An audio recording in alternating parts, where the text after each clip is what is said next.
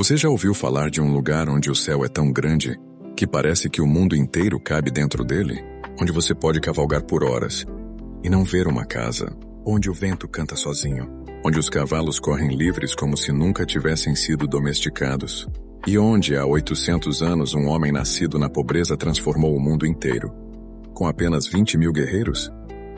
Bem-vindo às Mongólia, um país tão vasto quanto o continente europeu, mas com apenas 3 milhões de habitantes, um lugar onde o número de cavalos supera o de pessoas, e onde em pleno século XXI ainda é possível acordar em uma gyr, aquela tenda redonda de feltro que os nômades chamam de lar.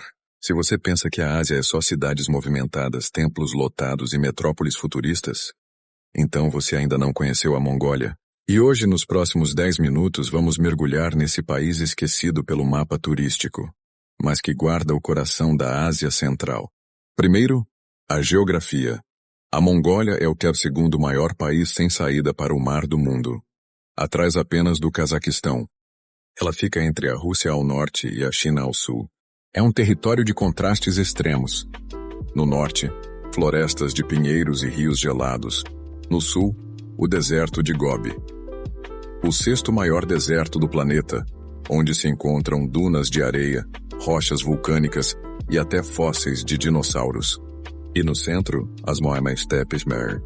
Milhares de quilômetros de gramíneas que se movem com o vento como um oceano verde.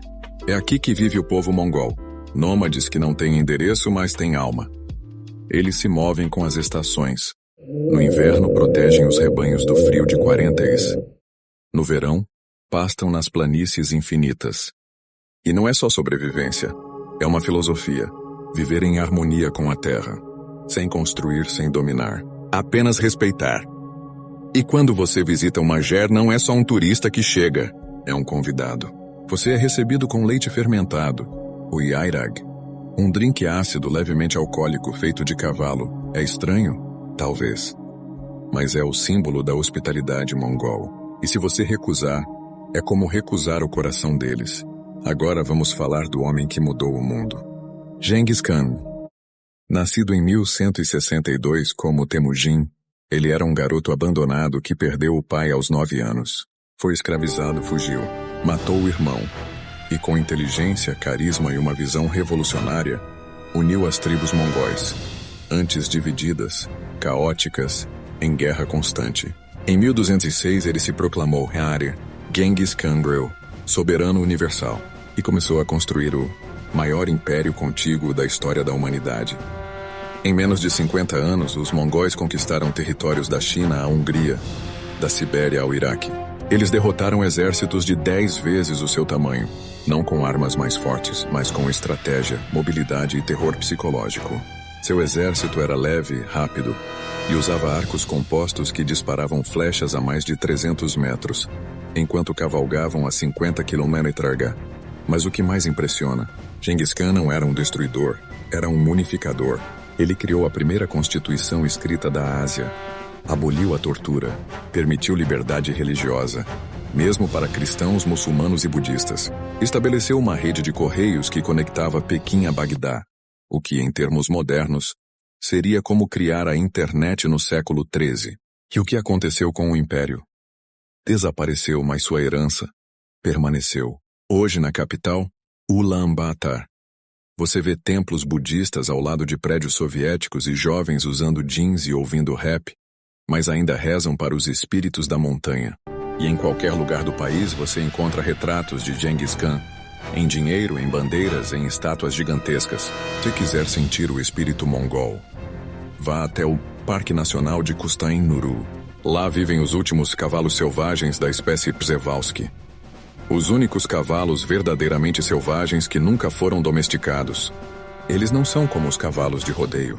São ferozes, lindos, com crinas negras e corpos musculosos. Eles não pertencem a ninguém. Eles pertencem à terra. E na Mongólia, os cavalos não são animais. São família. Crianças aprendem a andar a cavalo antes de andar, em corridas de 30, 40 até 50 quilômetros. Sem sela, sem rédeas, só com as pernas. E quando um mongol morre, ele é enterrado em um local secreto, sem túmulo, sem lápide. Porque sua alma, dizem, volta para o vento. E a religião.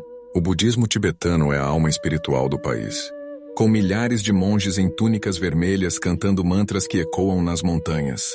Mas também há xamanismo, a religião ancestral, que venera os espíritos da natureza. Você vê fios de seda coloridos amarrados em árvores, Kadagum, oferendas aos deuses da montanha. E em cada esquina há pequenos montes de pedras chamados Ovupunt, onde as pessoas jogam folhas de chá, doces ou até dinheiro para agradecer pela proteção. E o que dizer da comida? Aqui o que importa é o calor. Bolinhos de carne de carneiro ou vaca cozidos no vapor. Fusicuchur, fritas de carne e cebola perfeitas para o inverno. E o airagon, que já mencionamos, é o leite de égua fermentado. Você vai sentir cheiro de queijo velho. Um fenômeno extremo, neve intensa, gelo, frio que congela os rebanhos. Em 2010, mais de 8 milhões de animais morreram, e 1 em cada 4 famílias nômades perdeu tudo. Mas eles não desistem, porque aqui a resiliência não é uma virtude, é herança. E sabe o que mais impressiona? A Mongólia é um dos países com menor densidade populacional do mundo. Menos de 2 pessoas por quilômetro quadrado. Isso significa que você pode andar por 100 quilômetros e não ver ninguém. Só o vento, só o silêncio, só o céu. E quando você olha para o céu à noite, você vê a Via Láctea como nunca viu antes, sem poluição luminosa, sem cidades, sem luzes. Aqui as estrelas não são apenas pontos, elas são histórias. São deuses, são ancestrais. E o que mais? A Mongólia é o lar do último povo que ainda usa águias para caçar. Na região de Bayan-Ulgi, vivem os caçadores de águias, homens que treinam águias reais desde filhotes.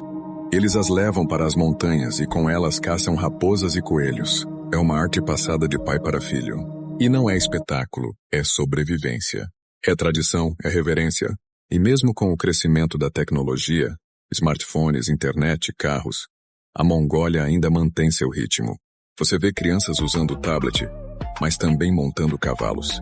Você vê jovens dançando hip hop, mas também cantando kumei, o canto harmônico, onde uma única pessoa produz 2 sons ao mesmo tempo. Um grave, como um vento no deserto, e um agudo, como um pássaro no céu. Isso é a Mongólia. Não é um país que tenta ser moderno.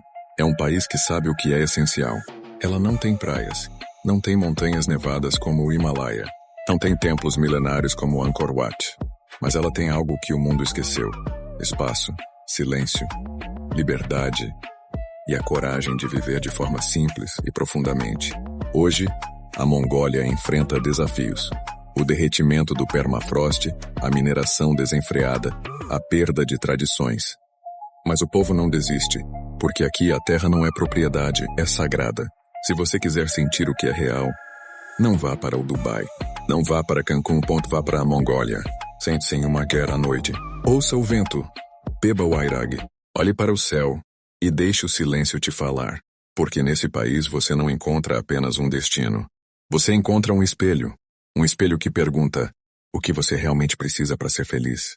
E talvez depois de tudo isso você entenda. Nem tudo precisa ser grande. Às vezes, basta um cavalo, um vento e um céu infinito. Se este vídeo te fez querer conhecer a Mongólia, deixe nos comentários.